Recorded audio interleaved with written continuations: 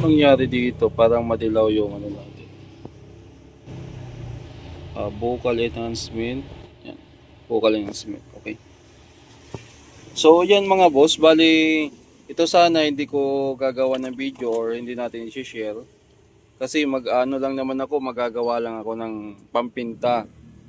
Itong amplifier na to ay 5 auto. Yung mismo ano niya.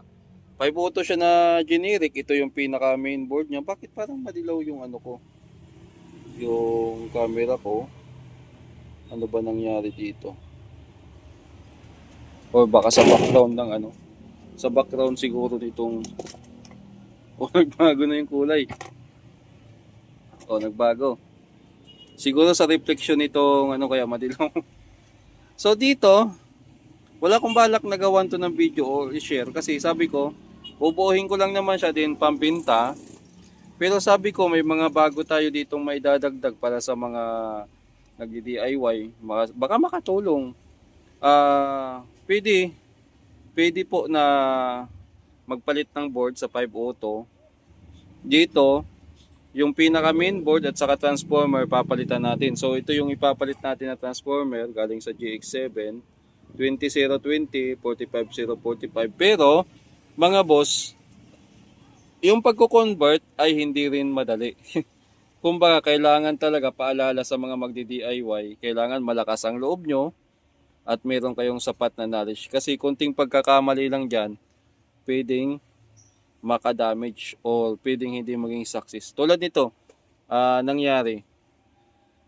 Nalito ako. Yung capacitor, nabaliktad ko yung polarity. Ayun, kahit bago, pumutok siya. Pero so far, okay na rin to. At ang dagdag natin dito, yung upcoming na magiging topic natin sa 5 auto. Yung speaker selector. Kasi, alam naman natin na yung speaker selector ay laging namumblema. Nagkakaroon ng sunog dito. So this time, nagawan ko ng paraan na may convert kasi yung speaker selector naman ito A plus B or E or B ay nakarelay. Ito sa 5 auto ay talagang purely talagang switch lang. Dito, ang ginawa ko ay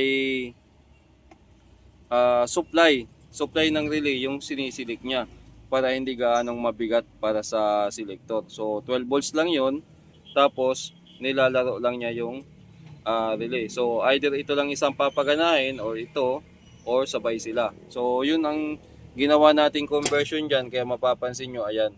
So pag ganyan mga boss, siguro pwede nating sabihin yung mga ganyang conversion ay nasa technician level na.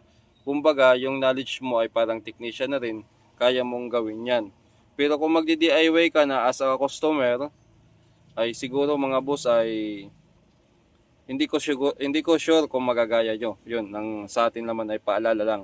Kasi baka mamaya ginaya tapos hindi gumana, masisi tayo or mapagbintangan na hindi totoo or ano. Kasi meron diyan mga viewers na gano'n na pag ginaya nila yung nasa YouTube, tapos hindi nila napagana o hindi naging success o hindi katulad doon sa inaasahan nila na napanood nila, sa kanila hindi nila napagana, ay aakusahan or pagbibintangan yung vlogger na peke yung video or hindi totoo. So lilinawin natin, technician level na yung mga ganitong diskarte. So dito, ang matitira lang dyan ay ito. So dinugtungan ko na. Ito yung supply na 7808, 7908 or 7909, 7809. Ito yung supply niya, yan. 12012 dati dyan, pero may mga na-encounter kasi ako dati na pag 12 ang sinusupply sa ganitong board ay may humming. Kaya ginaya ko na lang kasi 9 volts lang yung supply talaga ng itong board na to at saka yung mga IC niya, yung 4558. Pero actually, pwede naman yan hanggang 15 volts yung supply. Pero iwan ko dito kasi may na-encounter ako dun kay Kuya yung nakaraang ginawa kong 503 na pinalitan niya ng 7812, 7912, may humming. Nung binalik ko sa 7909 at saka 7809, nawala yung humming. So ano nangyari dito? At maugong. Itong board na to ay sa DB Audio KTB USB 1516. So madalang lang yung may ganitong board. At sa mga DB Audio na na-repair ko, Actually, first time ko lang din maka-repair nito. Ni-restore ko to mga boss, hindi ganito yung itsura nito. Sobrang dumi, sobrang kalawang. Yung mga pyesa nito, actually, andito nakakalat ata. Ayun. Ayun yung mga pinagkalasan ko ng pyesa, andito pa yung iba. So, nagpalit tayo dyan ng mga resistor, mga transistor. Nilinis natin yung board. Ito, tulad nito, ni-rewiring natin. Parang ito, inayos din natin. Tapos, inayos din natin sa hinang dito. Kasi nga, nakalagay dito ay 20-020. Naglagay pa tayo ng 10 ohms na dropping resistor pagdating dito sa supply niya. Ito yung ano yan eh. Yung ideal kasi dito na nakalagay ay 14 ata yan eh. 14 o 15. Ito naman yung ayusin natin. Ito naman yung 40-040 pero 45-045 yung supply natin. Para sa malaking capacitor, ito yung diode at saka fuse niya. Ito naman dito na 15-015, ito yung capacitor niya. Tapos itong dalawang capacitor, ito yung diode niya pala. Kasi itong capacitor niya, ibig sabihin, mainly supply lang talaga to para sa regulator na papunta dito. Tapos meron pa ditong isa na 013 volts naman ay para dito yan. Ayan yung diode nila. So ang supply naman yan ay para sa pan, para sa relay, at saka para dito sa switch. Diyan ang galing yan mga boss. Yung ano yan. So yung ano niya, yung surround center niya wala na kasi wala na. Kaya tinakpan ko na dito yung butas niya. Tapos i-build natin ng ano yan. Kumusta ang tunog? Yun ang tanong dyan. Kumusta ang tunog nito? Hindi ko rin alam. Hindi ko pa alam kasi hindi ko pa naririnig tumunog to. Kasi nga binuo ko to pambinta. Pambinta kasi itong board na to wala na yung kaha.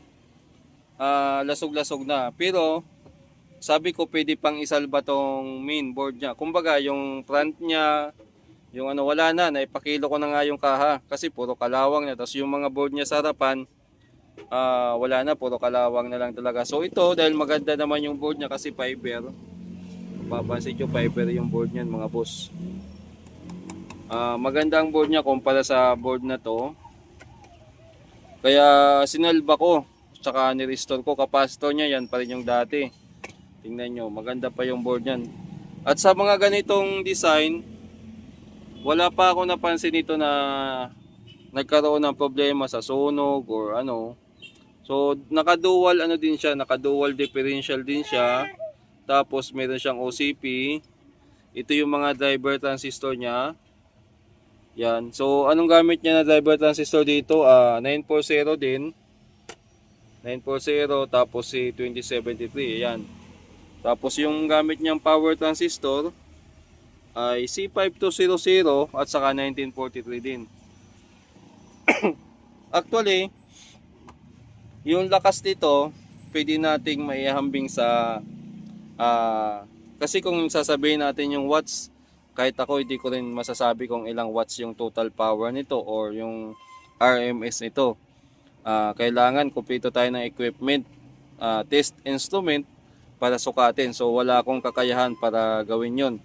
So gagawa tayo dito ng mga rough estimate lang para matansya natin kung ilang watts yan base sa supply ng capacity transformer gamit na power transistor at saka yung design ng board niya.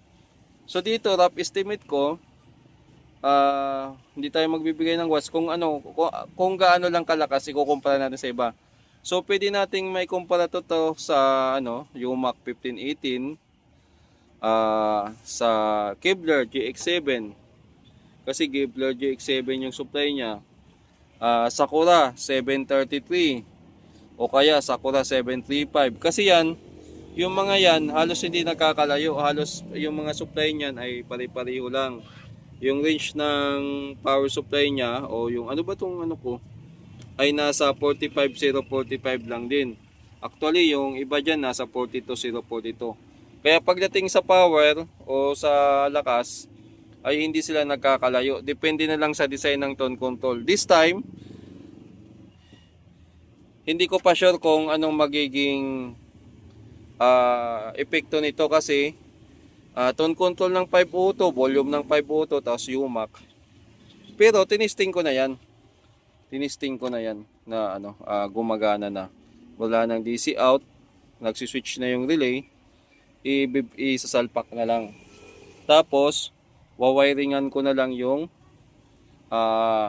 speaker terminal. Tapos itong actually okay na to, pwede ko na tong isalpak pala dyan. Yun na lang. So, gagawin natin dyan sa susunod na clip ay magtitesting tayo.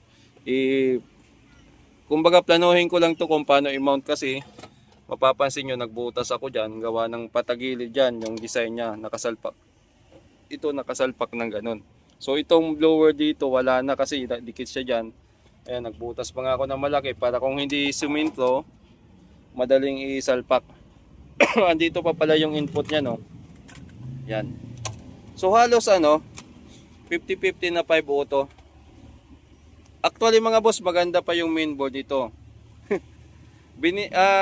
Dinisign ko lang ng ganito kasi pag purely 5 auto lang talaga yung design niya, magiging boring. Magiging boring, ang mangyari babarat at babaratin lang din ako kahit mura lang naman ang bintahan ko. So magkano yung target ko na price nito kung sakaling mabuo ko, mapagana ko. So estimated ko dito na hindi ko pa naman nakikwenta yung gastos ko, pero estimated ko na price dito ay nasa 4,000 hanggang 4,500. So depende. Kung may profit na ako or may kita na ako sa 4,000, go na ako doon. Mga boss, kikwintahin ko pa gastos ko, tapos yung mga ginabit ko na pyesa, yun. So kikwintahin ko pa yan. Ngayon, bibigyan ko ng chance na yung mga viewers ko naman sa YouTube yung unang makabili. I-upload ko una sa YouTube bago ko ipopost sa Facebook. Kasi yung pambinta ko na 6, puro sa Facebook yun. Sold out agad. So yung mga nagtanong sa YouTube, nahuli na sila. So yun lang. Sunod natin dyan na gagawin ay test tayo. At yun. Gawa natin to ng separate video. Kasi tingnan nyo. Yung pambinta natin at saka DIY na amplifier, pag pinower on ko dito, makikita nyo sa test valve na naapakan ko, umiilaw pa rin yung valve. Tanggalin natin yung yung flashlight natin, yun natin. So mapapansin nyo umiilaw. So pag tinanggal ko to, ito yung supply para dito sa board, tapos dito. So mangyayari ay mawawala na. Tapos pag tinanggal ko ulit itong grounding, tanggalin natin yung grounding, na dapat grounding naman talaga, normal lang grounding.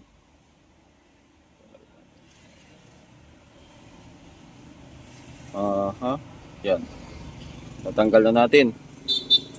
Power on ulit natin. Nawala na. So ang naging problema nito, ipapakita ko sa inyo. Lagay muna natin yung camera dito sa taas para makita.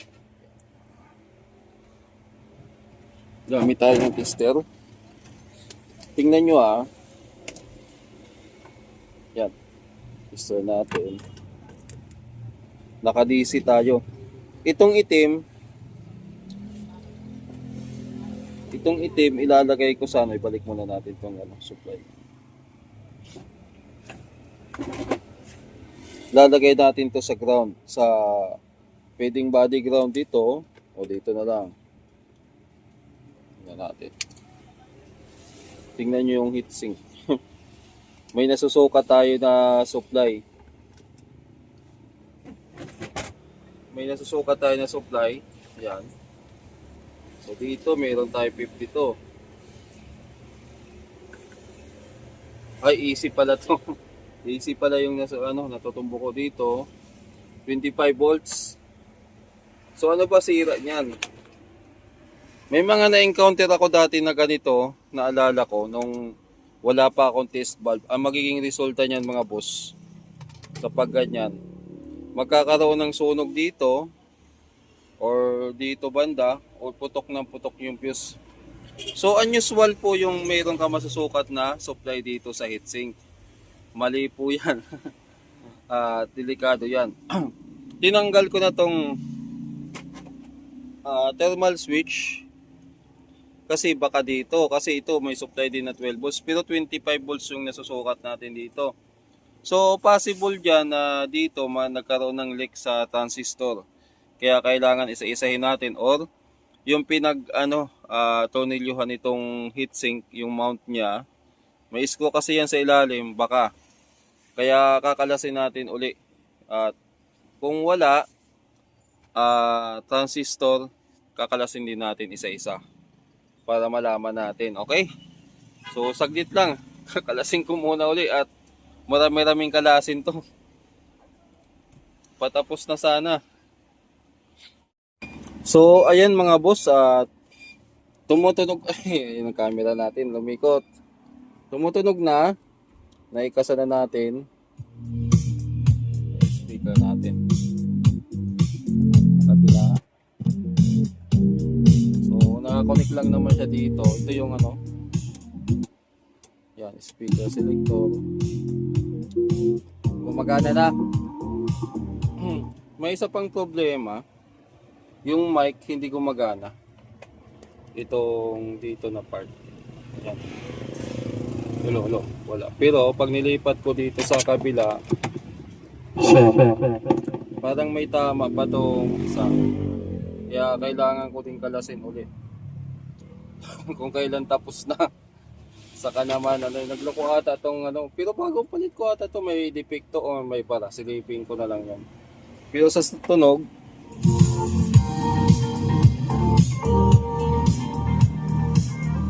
so anong kaibahan niya sa 5 auto?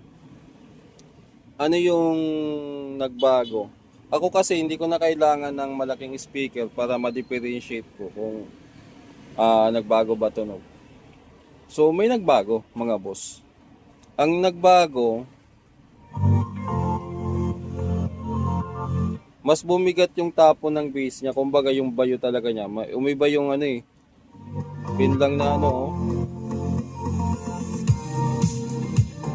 yung hataw niya ng bass, kahit mahina lang, ramdam mo na may malakas na power sa likod niya or talagang iba yung bayo niya. Iba yung impact ng Siyempre kasi tumaas na yung supply, malalaki na yung power transistor, mas malakas to kaysa kaysa ordinary lang na concert 5 auto. Makikita nyo naman sa transformer, ang laki na. Actually may naging problema pa dito na umiilaw ang test valve, pero nung nai-align ko naman yung posisyon, nawala naman yun okay na. Subukan ko siyang ilagay sa speaker na malaki.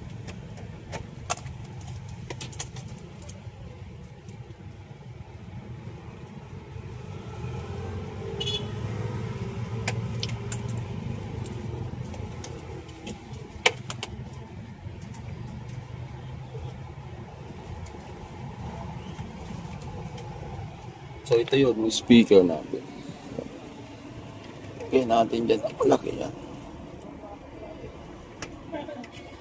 Yan, yung sa labas ang gagamitin ko.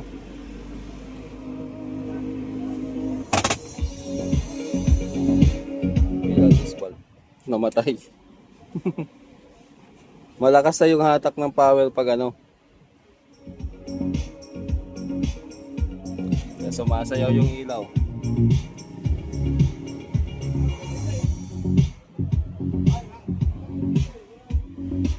Okay, so okay naman na siya. Bali, testing na lang to, tapos ayusin ko muna yung isang input ng mic o terminal. Gabi na mga boss, at ito yung mga paninda natin, yung mga gagawin. Tapos kakain na ako. So dugtong lang natin, medyo may sabit pa. Medyo may sabit pa yung lalamunan natin, yung buhok natin pa. Nakalimutan ko pa, ahit na ako mamaya. So yung itong nasa video natin, actually pambinta ko yun. Pambinta ko. Ang nangyari mga boss, di ba natapos ko na umaga. Pagkahapon may dumating na customer. Nakita at nakusunadahan. Shoutout pala kay Boss Joel. Taga saan nga yun? Basta dito banda sa may Masinag banda, nakalimutan ko lang kung anong lugar yun. Nakita, nagustuhan yung tunog ng ano ng amplifier na pambinta natin. Ayun, sabi niya, kunin ko na lang boss. Ayun, bali swinap niya yung amplifier niya na concert din, tapos kinuha niya yun. Sabi ko kasi pambinta ko yun. Sabi ko kung gusto mo, swap natin, ilist na lang natin yung sira mong amplifier para may discount. Din, ayun, nakuha mga boss, nabili.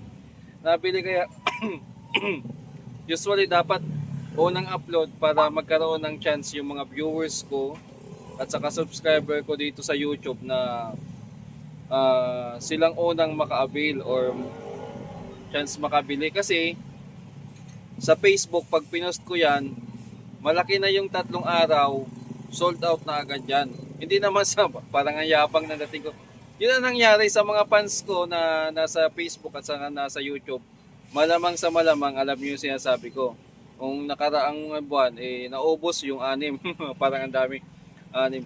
Mabilis lang kasi gawa ng may mga viewers tayo at may mga customer na maayos kausap. Mayroong nagtanong magkano price tapos deal agad. Yung mga ganun. May mga customer din tayo na ang daming mga tinatanong kung anong watch, kung anong brand, kung may bawas pa kung ganito. Yun medyo pag ganun kasi ang nagtatanong, nagsusuri pa o kung ano pang mga tinatanong, minsan umahaba pa yung usapan. Kaya nangyari doon sa mga pambinta natin, hindi napupunta doon sa mga maraming tanong o yung mga nagtatanong lagi kasi matagal sila magdesisyon eh. Kumbaga pinag-iisipan pa, ina-analyze, pinag-aaralan pa bago bilhin. Yung mga buyers ko na nakakuha, mga mga madaling kausap, kumbaga mga ka-smooth transaction, pala desisyon. Pag tanong ng presyo, anong brand, deal agad. Ganon din ang nangyari sa yung deal agad. Ayun. Katulad nung yung amplifier na nasa video natin. Ang binta ko 4.5 tapos binawas ko na lang yung 500, 4,000 na lang. Swap yung amplifier niya na Concert 502. Ayun. Tinang ko sa taas. Kaya ayun mga boss, pasensya na sa mga viewers ko. Shoutout na lang mga boss. At gagawa tayo uli ng pambinta. Pasensya na po. May mga gagawin ako dito pero meron ng mga potential buyer. Pero yung mga wala pang magpo-post tayo. Sana. Pero ganun talaga kasi alangan naman sabihin ko wag muna kasi po-post ko sa YouTube bago yun na eh. Kumbaga, andyan na yung customer mismo, babayaran na eh. Ayaw ko pa ba? So ganun lang mga boss, maraming salamat at yung ulam ko pala ngayon ay ito yung sinangag tapos pinirito ata na pork chop. Tapos merong sabaw ng noodles. Ayan. Shoutout sa misis ko na nagluto. Thank you. So salamat din sa mga viewers ko.